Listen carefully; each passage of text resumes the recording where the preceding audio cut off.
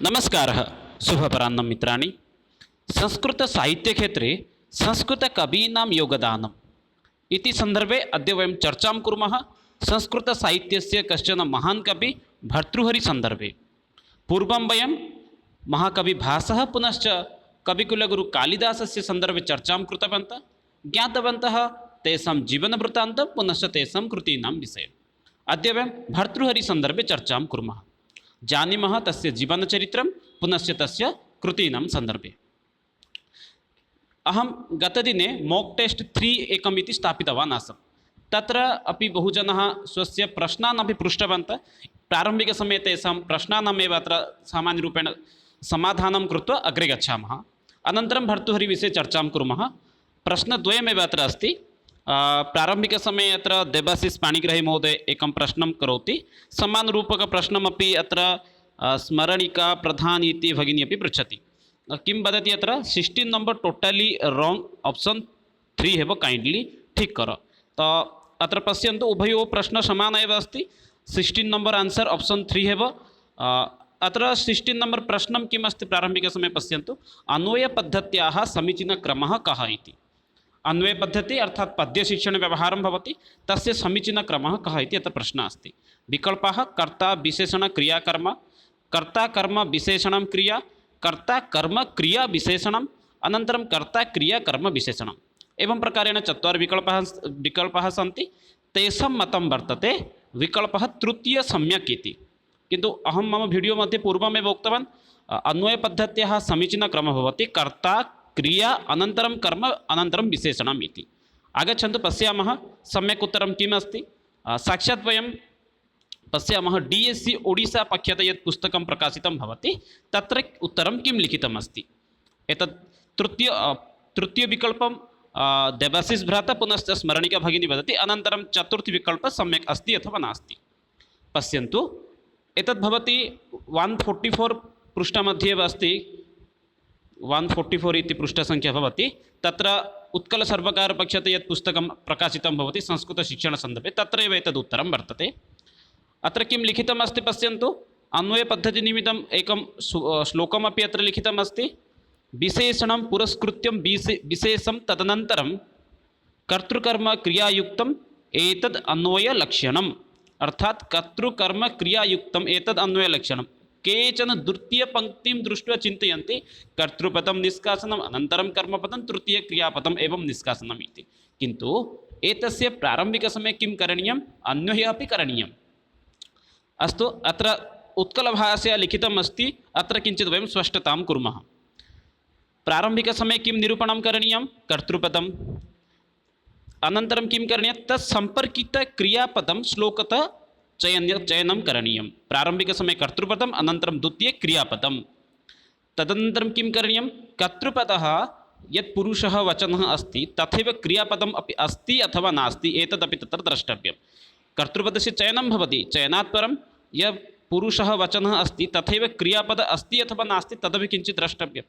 अनन्तरं मुख्यक्रिया गौणक्रिया अस्ति नो वा तदपि द्रष्टव्यम्। इदानीं किं किम् अभवत्, कर्तृपद पुनश्च क्रियापदस्य चयनं। तदनन्तरं किं वदति, तापरे कर्मपदनिरूपणं करायति। अर्थात् प्रारम्भिकसमये कर्तृपदस्य चयनं भवति, अनन्तरं क्रियापदं द्वितीयमध्ये, अनन्तरं पञ्चमं पश्यन्तु तृतीयचतुर्थ केवलं वदति पुरुषवचनस्य एव निर्धारणं करोतु तृतीयमध्ये, पुनश्च पुरुषवचनानुगुणं क्रियापदस्य अपि निर्धारणं करोतु, मुख्यक्रिया यदस्ति तस्य चयनं करोतु। अतः एतद्वयं कर्तृक्रियामध्ये गच्छति। पञ्चमे कस्य किं वदति, पञ्चमे मध्ये वदति अनन्तरं भवान् कर्मपदं चयनं करोतु। अर्थात् प्रारम्भिकसमये कर्ता, अनन्तरं क्रिया द्वितीये, तृतीये किं भवति कर्म। तदनु वदति विशेषणं पदं पुनश्च असमापिकक्रिया इत्यादीनां चयनं करोतु इति। अतः समीचीनक्रमः कः भवति, प्रारम्भिकसमये कर्ता, द्वितीये क्रिया, तृतीये कर्म।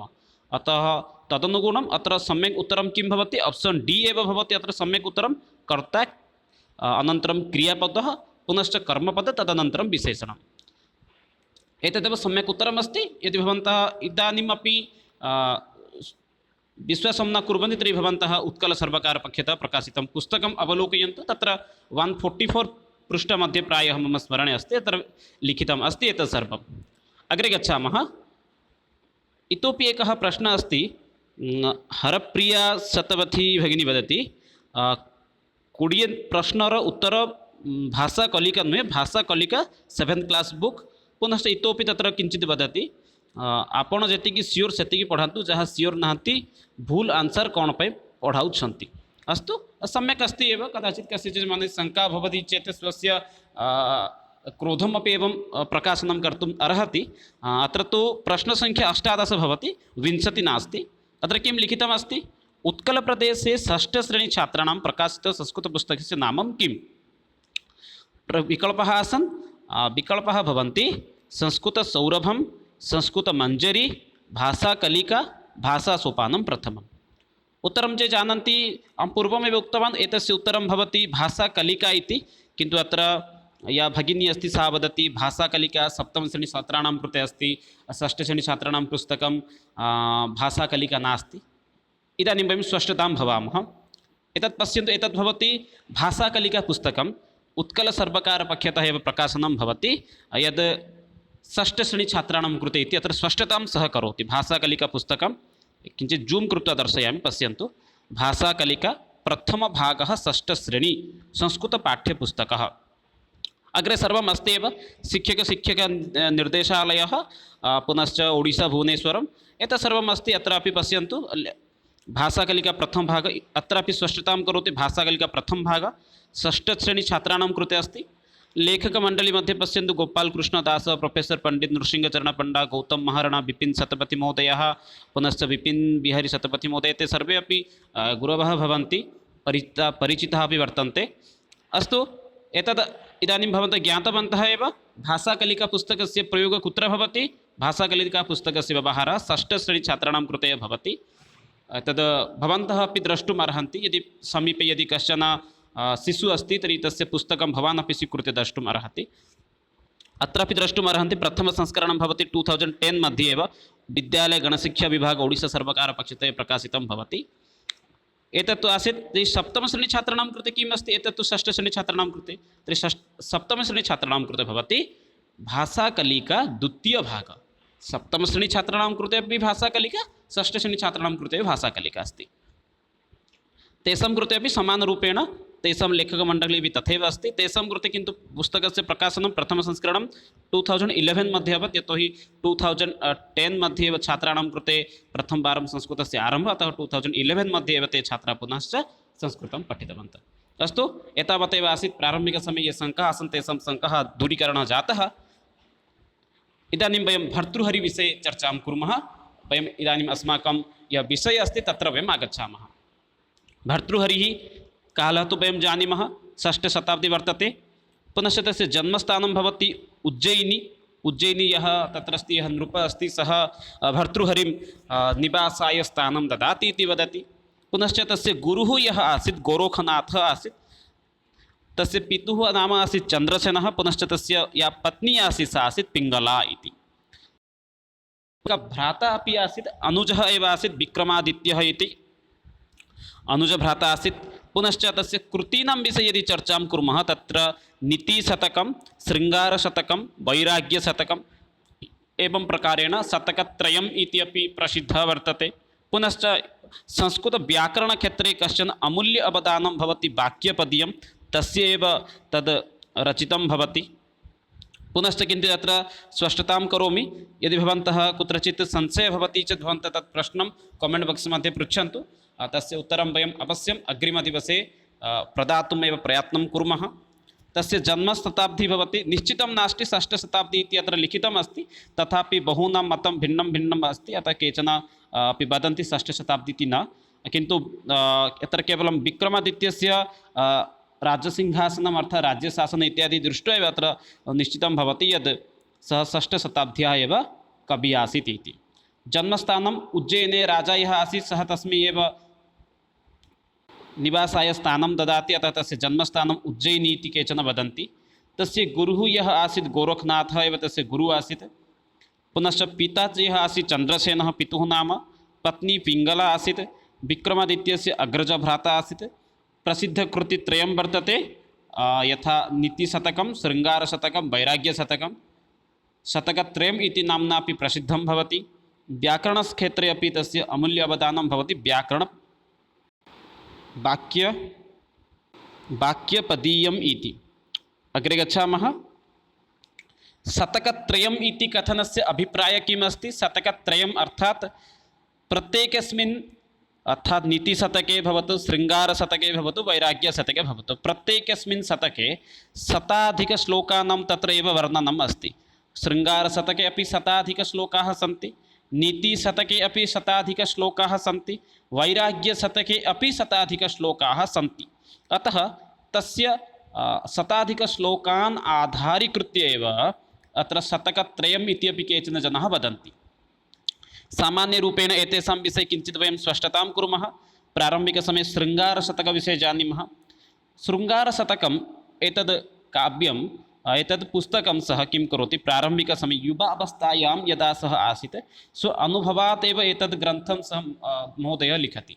भर्तृहरिमहोदयः यदा युवावस्थायाम् आसीत् तदा एव सः युवावस्थायां, यथा इदानीं बालाः किं कुर्वन्ति? अधिकम् उत्तमवस्त्राणि धारयन्ति, पुनश्च सुगन्धिततैलान् धारयितुम् इच्छन्ति, जलानि अपि धारयितुम् इच्छन्ति। अतः यथा इदानीन्तनछात्राणाम् इच्छा भवति तथैव तदा अपि भर्तृहरिः तत्सर्वम् अनुभूतवान्, कथं शृङ्गारं धारणीयम् इत्यादि विषये स्वयं चिन्तनं कृतवान्, स्व अनुभवान् एव अत्र सः लिखितवान्। अतः एतस्य नाम भवति शृङ्गारशतकं, यत्र कथं वस्त्राणि धारणीयम् इत्यादि विषये तत्र रचितं भवति।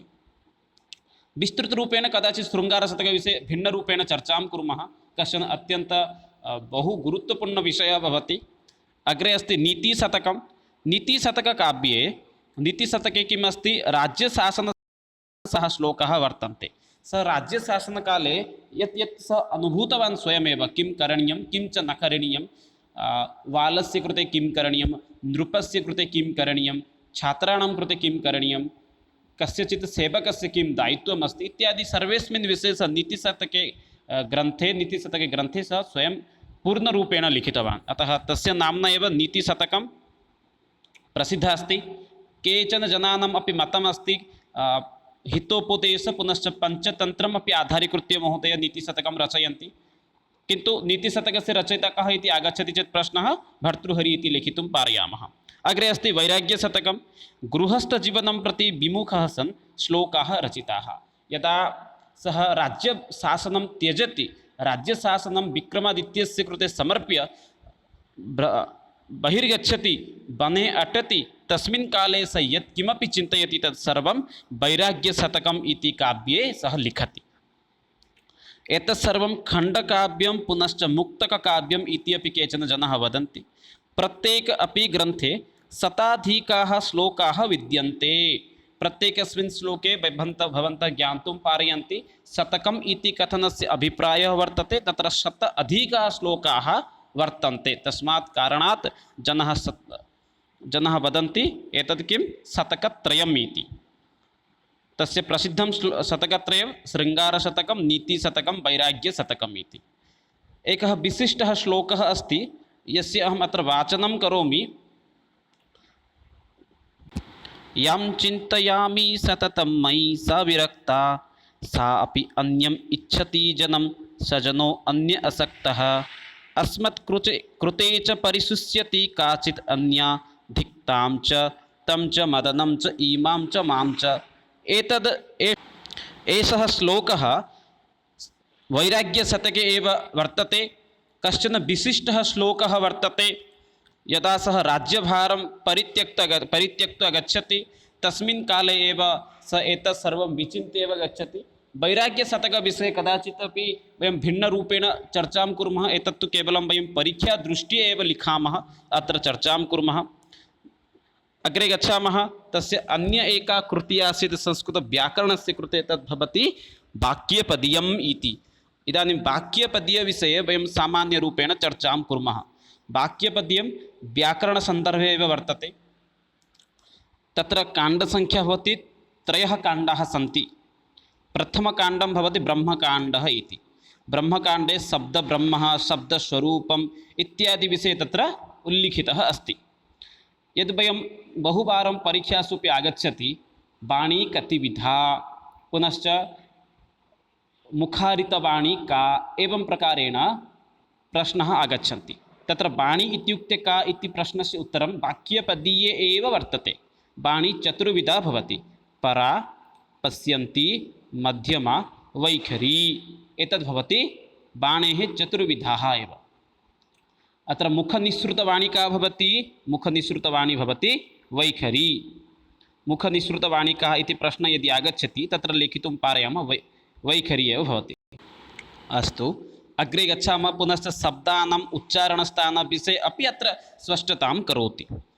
अग्रे गच्छामः, पुनः अग्रे पश्यामः। द्वितीयकाण्डे किमस्ति? पदं वाचकवाक्यम् इत्यस्मिन् विषये अत्र विचारं भवति। पदं किमस्ति, पुनश्च वाक्यानां विषये इत्यादि विषये अपि अत्र स्पष्टतां करोति। तृतीयकाण्डे दार्शनिकदृष्ट्या व्याकरणस्य पदार्थविचारः कृतः अस्ति। अत्र 13 खण्डाः अपि सन्ति। एतत् सर्वम् आसीत् वाक्यपदीयविषये। वाक्यपदीयविषये भवन्तः अधिकं यदि ज्ञातुम् इच्छन्ति तर्हि भवन्तः एतस्मिन् विषये एकं स्वतन्त्र वीडियो कुर्मः। तत्र वाक्यपदीयविषये सामान्यरूपेण चर्चां कुर्मः। ये वैयाकरणीयाः सन्ति ते तु वाक्यपदीयविषये अधिकं जानन्ति। अत्र तु केवलं वयं परीक्षादृष्ट्या एव अत्र चर्चां कृतवन्तः। किञ्चित् सारांशरूपेण अत्र चर्चां वदामि। भर्तृहरिः अस्ति। भर्तृहरेः रचनाकृतीनां विषये प्रारम्भिकसमये पश्यन्तु। भर्तृहरेः कृतिः भवति शतकत्रयं, यथा नीतिशतकं, शृङ्गारशतकं, वैराग्यशतकं। पुनश्च व्याकरणसाहित्यस्य कृते अवदानं भवति वाक्यपदीयम्।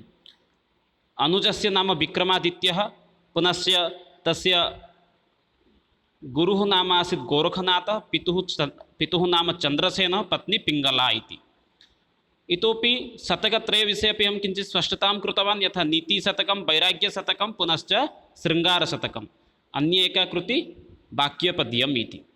पुनश्च इदानीं तु वयम् एतस्मिन् भर्तृहरिविषये चर्चां कृतवन्तः। पुनः अनन्तरं वयं रात्रौ 8 NCF अर्थात् नेशनल् करिकुलम् फ्रेम्वर्क् 2005 एतस्मिन् विषये विस्तृतरूपेण चर्चां कुर्मः रात्रौ 8 पुनः सायं 6 अपि भवन्तः मोक् टेस्ट् मध्ये अपि भागं ग्रहीतुम् अर्हन्ति। मोक् टेस्ट् समयः अस्ति 6। तावत्पर्यन्तं विरमामि मित्राणि। पुनः वयं मिलामः अग्रिमसत्रे। तत्र वयं NCF विषये चर्चां कुर्मः। 6 अपि मोक् टेस्ट् मध्ये भागं ग्रहणं कुर्मः। विरमामि मित्राणि। जयतु भारतं, वदतु संस्कृतं, वन्दे मातरं। धन्यवादः।